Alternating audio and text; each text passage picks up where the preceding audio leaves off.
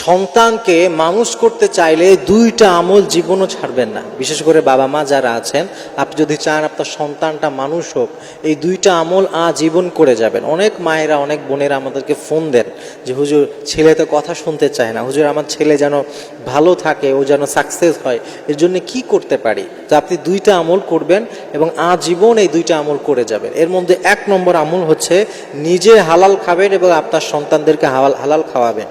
যে ঘরে হালাল থাকে না, যেই পেটে হারাম ঢুকে যায়, সেই মানুষটা কখনো সফল হতে পারে না। এই জন্য আপনি যদি চান যে আপনার ছেলে, আপনার সন্তান সে সফল হোক, তাহলে সব রকমের হারাম থেকে আপনি নিজে বেঁচে থাকবেন, আপনার সন্তানকেও বাঁচাবেন এবং আপনি তাকে নসিহত দিবেন যে সারাটা জীবন প্রয়োজনে সে না খেয়ে থাকবে, এরপরেও যেন তার পেটে একটা লুকমা, একটা দানা হারাম ঢুকে না যায়। হারাম ঢুকে গেল মানে ওই ছেলে শেষ। কিন্তু আমাদের সমাজে অনেক নামাজি আছে, অনেক হাজি সাহেব আছে, যারা হারাম থেকে বাঁচতে পারে না।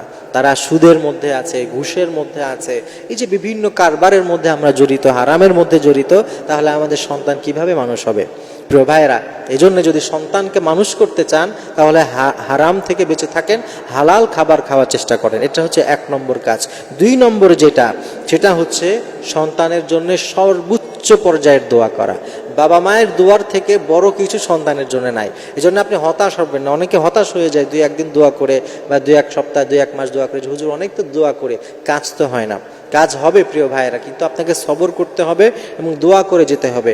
সব নবীরা তাদের সন্তানদের জন্য দোয়া করতেন। রব্বি হাবলি মিনাস সলিহিন, একটা চমৎকার দোয়া আছে পবিত্র কালামুল্লাহ মাজিদের মধ্যে, যেটা হযরত ইব্রাহিম আলাইহিস সালাম করেছিলেন, রব্বি হাবলি মিনাস সলিহিন।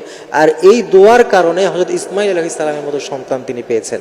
এজন্য সন্তানকে মানুষ করতে চাইলে এই দোয়াটি বেশি বেশি করবেন। আর একটা দোয়া আছে, রব্বানা হাবলানা মিন আজওয়াজিনা ওয়া যুররিয়াতিনা কুররাতা আ'য়ুন ওয়াজআলনা লিল মুত্তাকিনা ইমামা। এই যে দোয়াটা আছে, এই দোয়াটা আপনাকে বেশি বেশি করতে হবে। তাহলে হালাল এটা খাবার খাওয়া, হারাম থেকে বেঁচে থাকা, আর বেশি বেশি দোয়া করা, এই দুইটা কাজ আপনি নিয়মিত যদি করতে পারেন, ইনশাআল্লাহ তাআলা আল্লাহ আপনার সন্তানকে হেফাজত করবেন। তবে মনে রাখবেন, ছোট থেকেই সন্তানকে দিনী পরিবেশে, দিনী কাজে দিয়ে বড় করে তোলা। অনেক সময় সন্তান যদি বেদিন অবস্থায় বড় হতে থাকে, তার সোজা হওয়াটা, সিরাতের পথে আসাটা, মুস্তাকিমের পথে আসাটা তার জন্য অনেক কঠিন হয়ে যায়। এজন্য ছোট থেকেই দিনী পরিবেশে বড় করা, পাশাপাশি এই দুইটা আমল ইনশাআল্লাহ তাআলা করলে আপনার সন্তানকে আল্লাহ তাআলা আপনি যেমন চান তার থেকেও ভালো সন্তান হিসাবে আল্লাহ কবুল করবেন।